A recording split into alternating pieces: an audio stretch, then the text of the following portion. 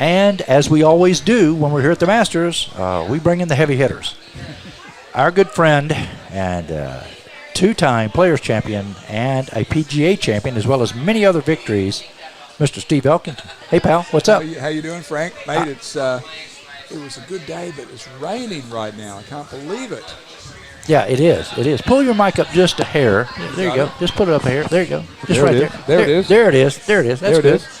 Yeah, so you just got back from the course. We are, of course, it's Wednesday at the Masters, and it was the par 3 contest. It got stopped and started, and they've had 2 stops and starts today for this weather. So give us your insights. What happened over there today? You know, it rained a lot yesterday when they blew the whistle. Right. When we got to the golf course today, mate, you would not have believed there was any rain at all. I mean, this sub-air system that they have at Augusta, which I don't know if everyone knows, it's where they, it's built under the greens where they can suck the moisture out, and you can hear it. It sounds like a sort of an engine going. It is an engine, and it was amazing. You don't see people slipping over, like years before in the. Oh yeah. Yeah. So it was really interesting. I thought it was pretty good. I followed Mark Leishman and Louis Oosthuizen on the front 9. And I was talking to Mark Leishman, and I said, is it the green soft? He goes, no, they're not really soft. They're, obviously more receptive since the rain, but they're not spinning back. And I said, why aren't they spinning back? And he said, well, the lies in the fairway this year aren't as good as normal. The ball's sitting down a little bit. So I don't know how that's going to play in or not. We'll see. Well, I guess certainly that'll be effective to maybe stop some low scores on the new holes that they've lengthened. Yeah, so the forecast is coming tomorrow. They're saying that it's going to be pretty good tomorrow. And then it's going to blow like crazy Friday afternoon. And Tiger Woods is teeing off at 10:30, I think, on tomorrow. And then he's late, like one of the last off on Friday in the wind. So Mark Leishman was really happy with his times because he's late tomorrow and then early on Friday. So is that going to play a factor in this event? I'm not so sure, Frank. There's only like 100 guys in this event, and most everyone is on the golf course at the same time anyway. Right. What have they said the temperature is going to be? I haven't seen yet. It's going to be in the 60s. I don't know. Let me see. Yeah. I'm doing this in real time. This is real time. Right? This is good. It's real time. It's not like a fake time, right? It's real time. This is real time. But I threw a curveball here, folks. But it's going to be nice. It's in the 70s most of the day. That's perfect. 50 in the morning. Might be a little chilly, but that's okay. Yeah, that'll be good. Yeah. So what Tiger finally did say, I'm really going to play. I'm going to be here. I'm going to contend. I talked to Mark Steinberg, his agent, today. I ran into him, and I said, hey, how's your guy doing? And he said, you know what? He said, his swing is great. Everything, about his swing, all these other little aches and pains he's had before with his back, that's all gone. I guess that big rest he's had has fixed that. And I said on this very show yesterday that I thought Tiger really is only worrying about one thing, and that's his leg, which is a lot less than a lot of other guys are worrying about. There's guys out there worrying about all kinds of things. And he agreed. He said Tiger, he thinks going to be fine. Well, I think the guys are probably starting to worry about, you can speak to this very well, but probably starting to think about he's kind of back. They've been watching him on the range. They've been watching what he's doing and how he's walking and how he's putting, and every aspect of his game from every piece of information I've gotten is there. Yeah, well, what we all spoke about today, sitting up under the umbrellas, us experts, Oh, yeah, absolutely. We were saying that, nobody knows the course better than Tiger. And, of course, everyone else in the field knows that if Tiger is playing well, he's going to be in this tournament. The big question mark now is he's playing. Doesn't appear like he's in a lot of pain. He looks like he limps a little bit as towards the end of the day. Okay, that's fine. The question now is, will he be able to play his way into contention? I think he will. I think he's going to be fine. I think he's going to play this golf course like he knows how. He's going to play a more conservative game. He's not going to see him, hitting 3 woods from 250 on 15 into the, like we used to see those dramatic shots he used to hit. I think he's going to play the golf course how he knows, strategically well, and I think he's going to really try to position himself for these first 2 days. I don't think it's a test. I don't think it's an experiment. I think it's the real deal. Let me back up. My thought process here. Okay, Tiger is the big deal, and I think he's going to do a great job. But let's look at a couple of other players here, because Cameron Smith, and you said Cam Smith, you really had a good feeling about him. He's playing as well or better than anybody right now. What do you think? I walked with Paul Leishman, Mark Leishman's dad, who's real close with Cam Smith, and his dad. They're all here. And Cam hasn't played since the Players' Championship. All he's been doing is working on his chipping and putting. I can't imagine anyone that can chip and putt better than Cam Smith. And Paul Leishman said that, Cam's some sort of a freak with a wedge, And you start to think about what's it going to take to do well in this tournament. Of course, if you had one club that you could play Augusta with the best, it'd be your putter.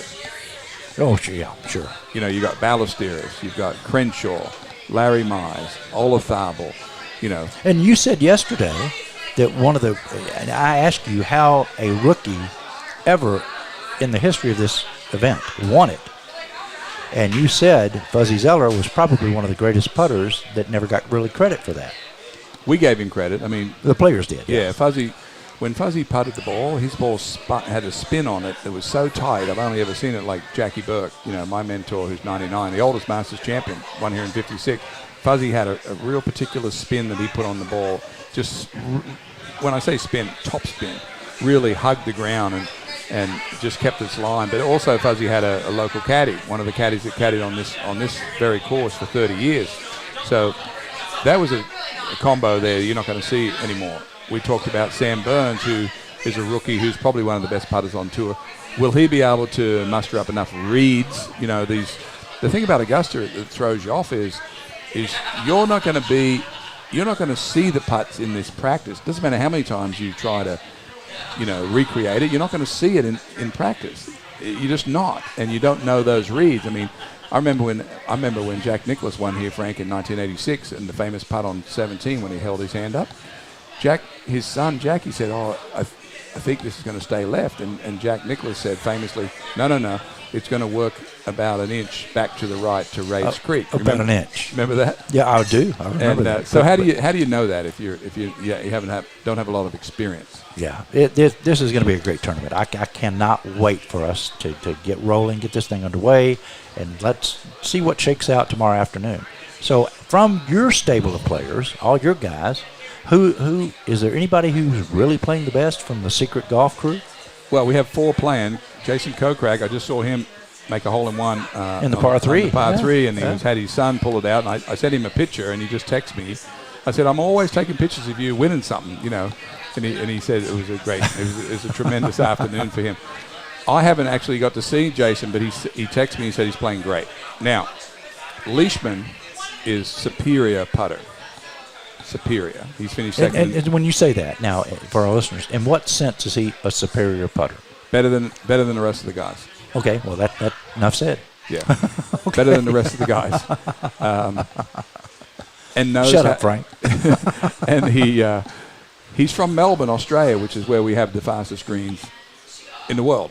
And he grew up in that environment, and he's used to swinging putts. And by the way, there's a ton of speed on these greens right now. I was on the 6th hole, the famous hole that has a big piano up on the right. The pin today was back left, but balls were pitching in the middle of that green. They were just trickling back, and I'm like, that's going to stop eventually. And it would just, wander away 10 or 15, 20 feet of rollback just from that slope.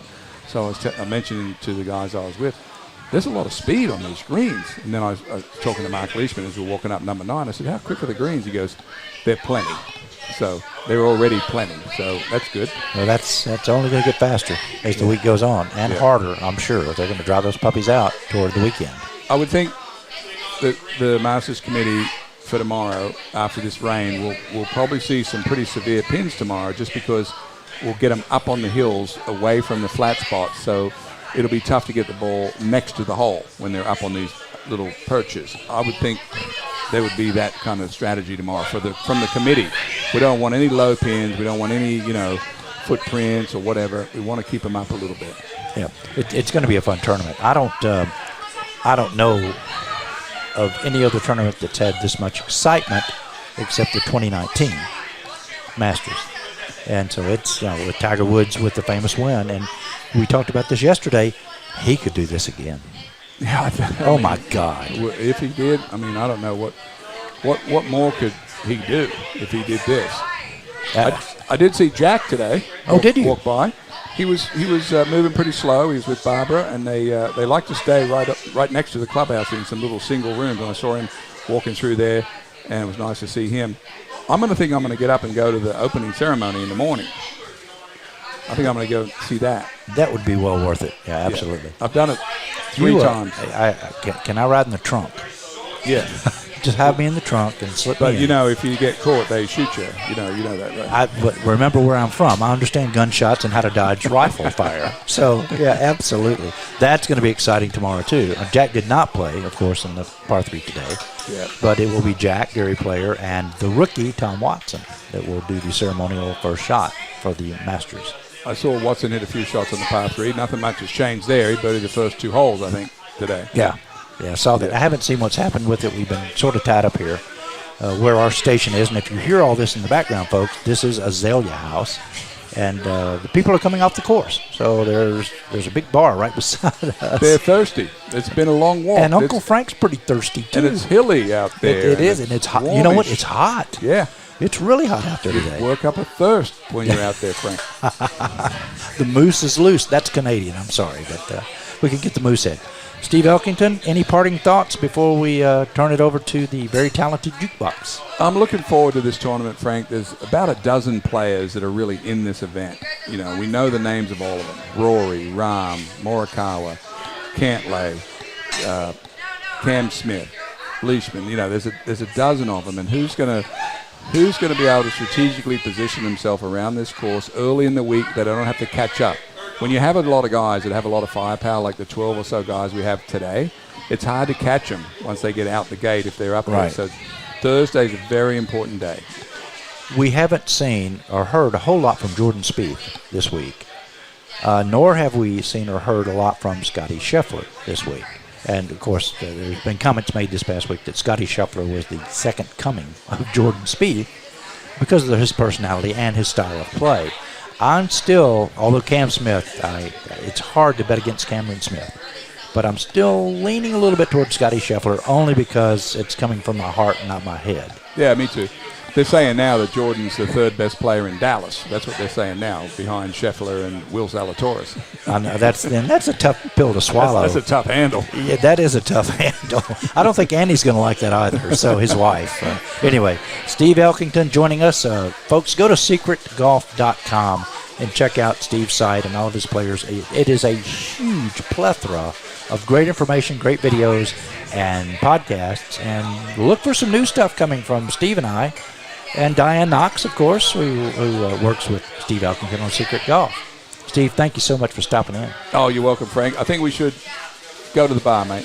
I think so. We're out of here. See you, everybody.